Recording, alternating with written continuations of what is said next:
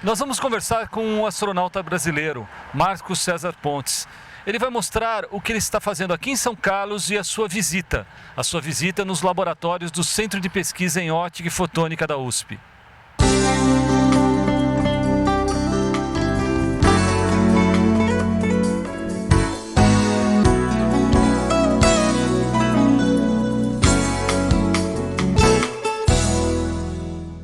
O cientista ele briga a vida inteira para ter uma ideia de como o sistema funciona, né? E você teve lá de cima, né? O Tundizi uma vez falou para mim: meu grande sonho era ver o todo, né? Só que eu tento ver formando o mosaico, formando parte por parte. Pessoas de boa visão, né? Como o professor Mascarenhas, por exemplo, ele consegue ter uma ideia do global. Porque se você não tem uma ideia do global, você se perde nas partes. E você não consegue dar a devida importância, não é? Só entende o micromundo quem sabe como ele se encaixa no macro. O astronauta brasileiro está se dirigindo ao Instituto de Física, nas dependências do Grupo de Ótica, onde conhecerá os trabalhos do professor Banhato em tempo e frequência, relógio atômico e as outras aplicativos na área de laser. Nós vamos acompanhar essa brilhante entrevista.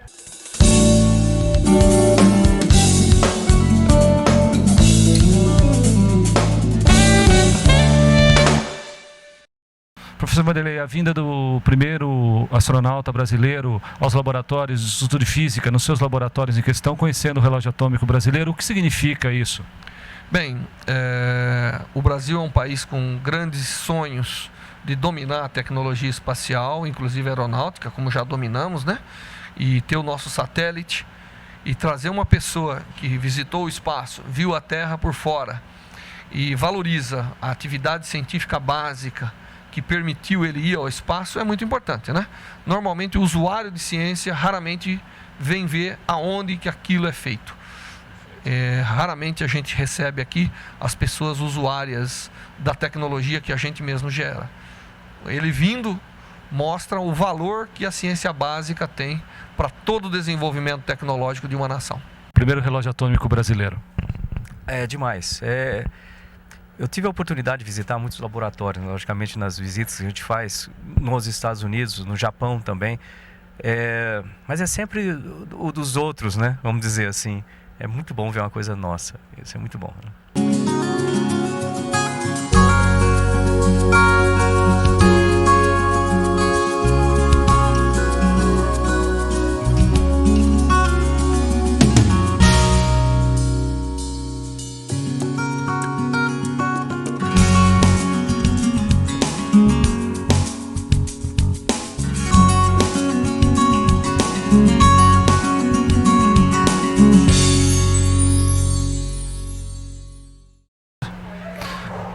Você estando aqui nos laboratórios do Centro de Pesquisa em Ótica e Fotônica, o que mais te chamou a atenção desses inúmeros inovações tecnológicas presentes aqui? Primeiro, a coisa que mais me chamou a atenção é a possibilidade de utilização dessas tecnologias, né, no dia a dia, vamos dizer assim. Porque normalmente o pessoal vê uma universidade, imagina que logo um afastamento das coisas do dia a dia, e aqui demonstra justamente o contrário, que aqui é aplicação, são coisas de extrema utilidade para o ser humano normal, vamos dizer, que a gente está ali fora esperando ter esses desenvolvimentos tecnológicos, e todos feitos aqui, né? E passando daqui para o exterior, né? Essa exportação de conhecimento também é uma coisa extremamente boa.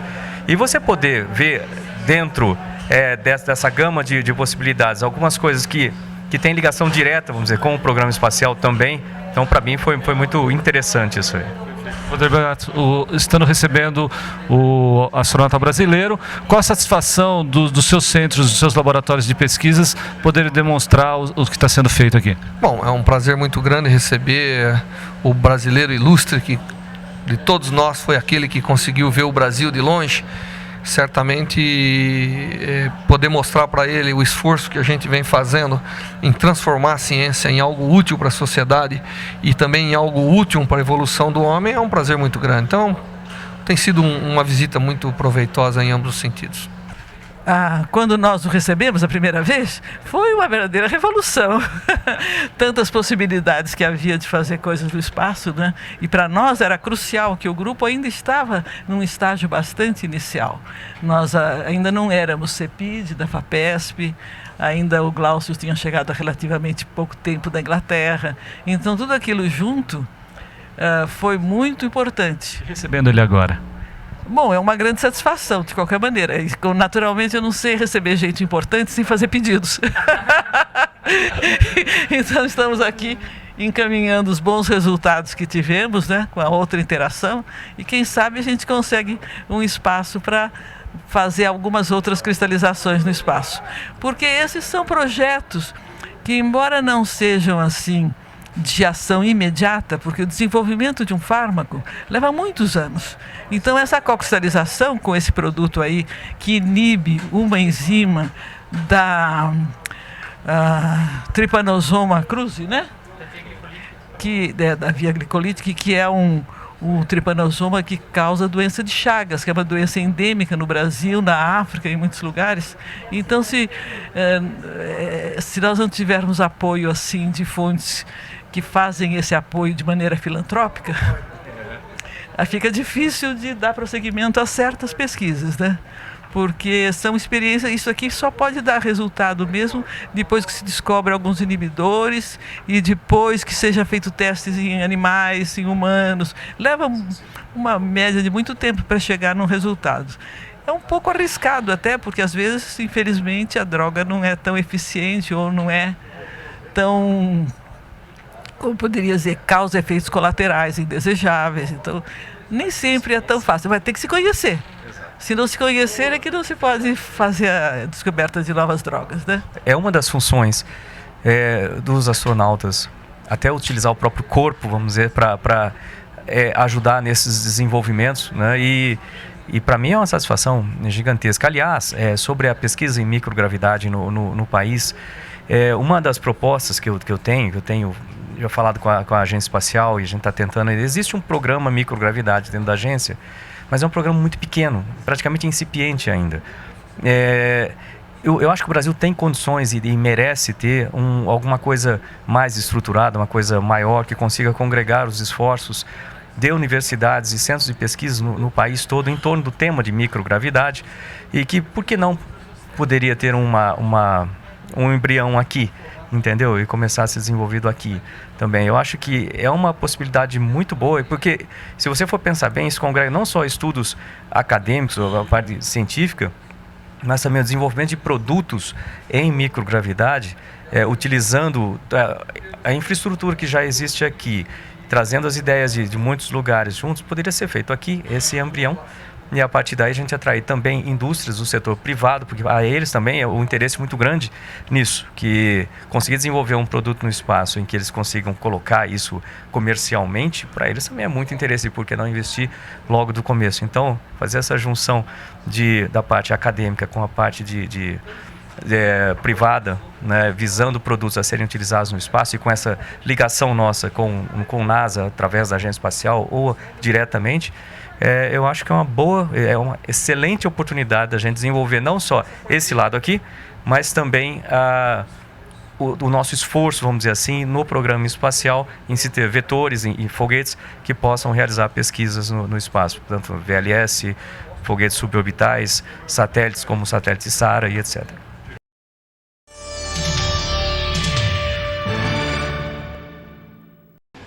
Técnica de determinação do tempo de óbito, desenvolvida pelo Instituto de Física, Centro de Pesquisa em Ótica e Fotônica da USP São Carlos, inova e auxilia na área de criminalística.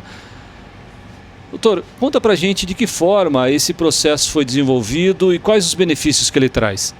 Bom, esse processo ele foi inicialmente desenvolvido com base em uma técnica de espectroscopia, que é uma técnica de diagnóstico que já existe, uma técnica utilizada, por exemplo, em detecção de células cancerosas, em detecção de dente cariado. Era uma técnica que já era aplicada para outros fins.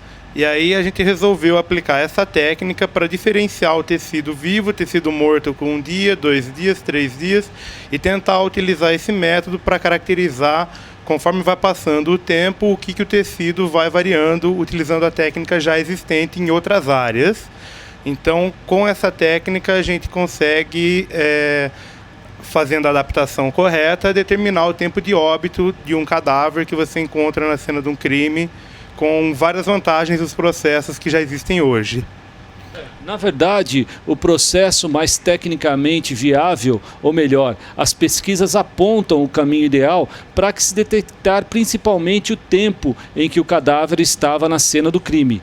Melhor que isso, ajuda a polícia a aferir esse tempo e, com certeza, as investigações e a perícia melhoram bastante. Mas conta pra gente quais foram as fases. Você determina como é aplicado. Você primeiro pega lá e faz em um rato para depois chegar em um ser humano? Perfeitamente. Primeiro, essa pesquisa ela é desenvolvida com animais, a gente está finalizando o processo de trabalho com animal, a gente sacrifica um número grande de animais, em torno de 50 animais, para poder ter um valor estatístico das medidas, né, para não ser um valor que está sujeito a flutuações. Então você faz medida depois de 1 dia, 2 dias, 3, até 4 dias depois da morte, e você consegue, então, determinar o tempo de óbito na hora que você chega na cena do crime. Agora a gente está trabalhando para aplicar isso nas pessoas. Nós precisamos, então, de aprovação de comitê de ética, de suporte à pesquisa, para poder fazer com que essa técnica seja aplicada em seres humanos. Com certeza essa técnica vai revolucionar a forma como vem feito ou mesmo aferido o tempo de óbito. Agora, é com isso aqui, olha, com um aparelhinho como esse aqui, essa luz verde aqui que está na mão do pesquisador, olha, que dá para se pensar ou determinar o que está acontecendo no tecido, ou melhor, no corpo em óbito ou no material que ele está, lógico, pesquisando e aferindo. Daqui é transferida para a tela do computador e ali sim é que se dá, através de um gráfico, determinar o tempo de morte. Conta pra gente como que seria então, professor. Perfeitamente. A intenção final é chegar com um aparelho totalmente portátil, um notebook com todo esse equipamento portátil, fibra ótica, laser. Você então chega na cena do crime, posiciona a fibra sobre o tecido do cadáver. E a vantagem é que a gente está trabalhando com a pele do cadáver, então você não tem que ficar abrindo e alterando a cena do crime. Por incrível que pareça, é importante você não alterar a cena do crime, então você não pode ficar abrindo, mexendo muito no corpo. Então você só vai lá, encosta na pele, já obtém a informação na tela do computador, e o computador já faz os cálculos pré-programados para você determinar o tempo de óbito. Nesse caso vai dar uma diferença no gráfico hora ferida, num tecido bom, por exemplo, na tua pele é um tecido vivo, o gráfico é 1. Agora, com certeza vai dar uma diferença no gráfico no tecido morto. Com certeza, conforme o tecido vai sendo modificado pela decomposição, o tecido vivo, morto com 1 dia, morto com 3, morto com 1 semana, o gráfico muda completamente. São características diferentes do tecido que a gente visualiza através do gráfico. Na verdade, na ponta dessa fibra aqui, olha, existe na ponta dessa luz que é emitida na verdade uma luz, e essa luz ela vem através de uma fibra ótica, faz a leitura e devolve o que ela está lendo naquele gráfico. Seria essa a técnica? Perfeitamente, a técnica é exatamente essa, observar a resposta do tecido através da fibra ótica. O mais importante dessa técnica, Kleber, é que as técnicas atuais, elas não são de resposta rápida. Você depende de chegar na cena do crime, tirar uma amostra, levar para um laboratório, fazer uma análise, uma coisa que vai demorar até mesmo dias. Através dessa técnica, você chega na cena do crime, faz a medida instantaneamente e já tem o resultado. Então, isso é uma coisa que vai economizar um tempo muito grande para você ter o valor do tempo de óbito e o que vai auxiliar muito a polícia. Porque quanto mais cedo você obtiver as informações necessárias, melhor é para a resolução do caso. Então, esperamos que isso auxilie muito aos policiais nas investigações. Normalmente as perícias hoje feitas são contestadas. Isso muitas vezes na cena do crime ou o próprio criminoso acaba se saindo bem nessa história. Com essa velocidade, através de tecnologias como essa feita pelo Instituto de Física da USP de São Carlos, pesquisadores trabalham para melhorar a qualidade das perícias e, com certeza, mostrar quem é o culpado nessa história. Com certeza, isso auxilia bem a legislação criminal. Com certeza. A legislação em si talvez não vá ter tanta influência, né? Mas no caso de aplicação, sim, da legislação, com certeza. Porque você vai conseguir eliminar os impunes, não totalmente, mas vai conseguir ter uma precisão melhor na localização do criminoso, né? A pesquisa, nesse caso, a ciência brasileira, feita aqui pelo grupo do professor Banhato, acaba criando mecanismos novos. Agora, internacionalmente falando, esse trabalho vai ser publicado e mostrando que o Brasil está trabalhando nessa linha? Com certeza. Esse trabalho ele vai ser de um impacto internacional. Já está em vias de terminar de ser publicado mesmo. Já é um projeto que foi patenteado. Esperamos que ele esteja em vias comerciais assim que finalizar a segunda etapa de tratamento em seres humanos mesmo, né, de análise em seres humanos. E com certeza ele vai ter impacto mundial. Mundial também para a sociedade, né, que acaba tendo um mecanismo novo para ferir os crimes que ora acontecem no nosso dia a dia. Então, eu gostaria que você me explicasse, fase a fase, como que você prepara o animal, como que é a primeira leitura, depois de quanto tempo a segunda leitura, como que, na verdade, essa ciência está sendo desenvolvida? Bom, nós sacrificamos um número em torno de 50 animais, separamos esses animais em grupos de 7, e colocamos todos eles na mesma condição. Eles são sacrificados de acordo com o comitê de ética que é utilizado hoje em dia, com anestésico, sem nenhum problema, e eles são mantidos dentro dessa capela, onde você pode ver aqui, onde todos são mantidos em um ambiente igual, sem nenhuma modificação, sem nenhum contato, por enquanto, com animais, com terra, são condições ideais, né? E então aqui você tem que todos os gases da província da decomposição são eliminados, a gente tem uma capela exaustora aqui, tudo mantido em determinadas condições. A cada 24 horas a gente vem, pega um grupo de 7 animais, abre e faz essa medida nos órgãos e na pele. Só que nós vimos que na pele existe uma melhor correlação com o tempo. Então nós obtivemos melhores resultados na pele. E então você, cada 24 horas, vai lá e mede um grupinho de 7 animais. Feita a medida, você descarta o grupo e depois de um dia você faz novamente a medida com outro grupo. Essas informações, que são aqueles gráficos, são postas na forma de matrizes, são números, né? E aí então você faz todo um processo estatístico em cima desses gráficos e consegue determinar um padrão.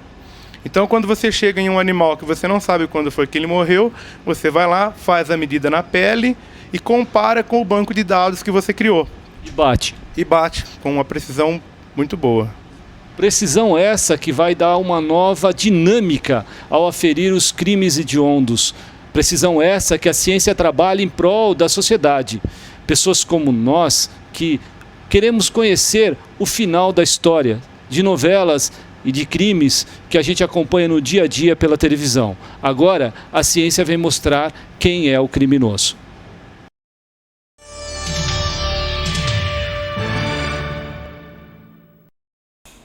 No Laboratório de Estradas da USP São Carlos, simulações como essa aqui, olha, mostram bem o que está acontecendo, por exemplo, em um solo de uma rodovia. Algo semelhante e que dá os parâmetros necessários para que possamos entender um pouquinho mais a área de transportes. Professor Leomar, explica para a gente como é feito esses ensaios e quais os sentidos dessa pesquisa. Olha, nós temos que caracterizar os materiais utilizados num pavimento.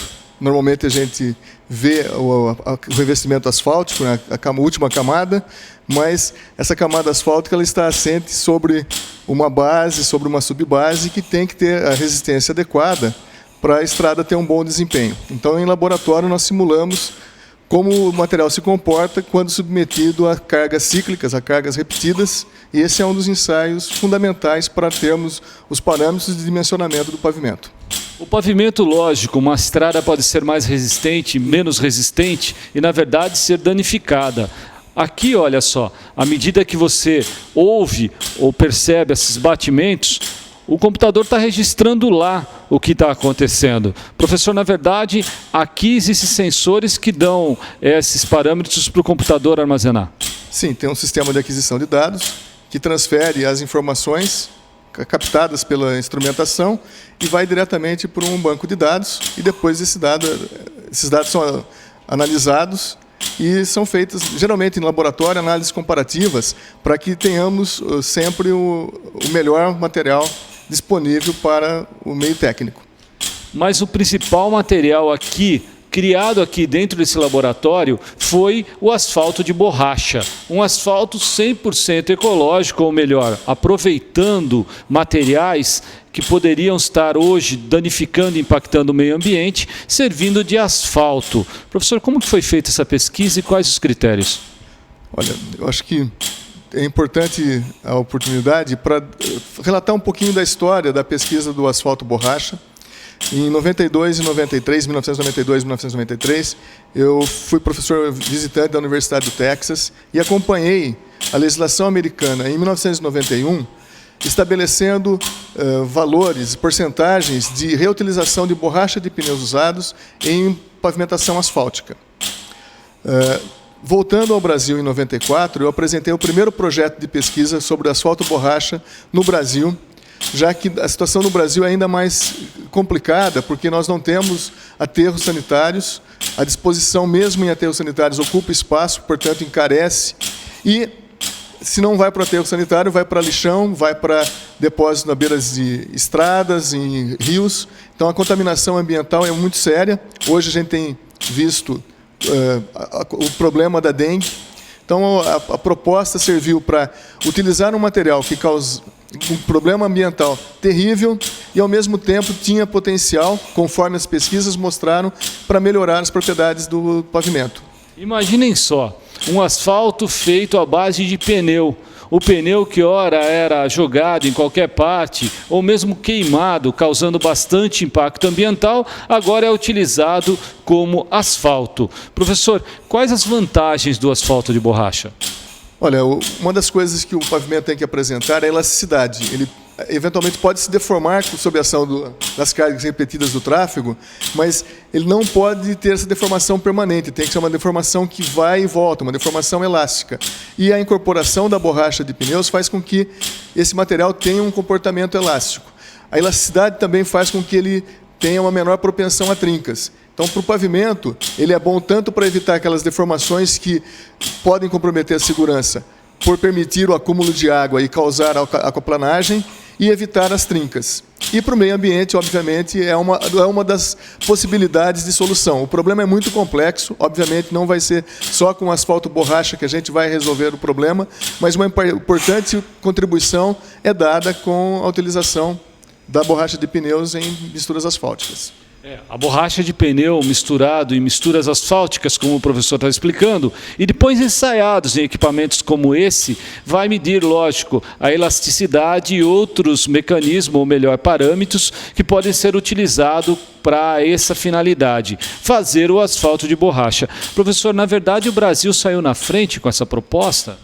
Olha, em termos mundiais, já existiam pesquisas na década de 60 nos Estados Unidos, mas o processo que foi desenvolvido era um processo com patente, consequentemente ele ficou durante muito tempo restrito, já que não havia um investimento por haver a patente.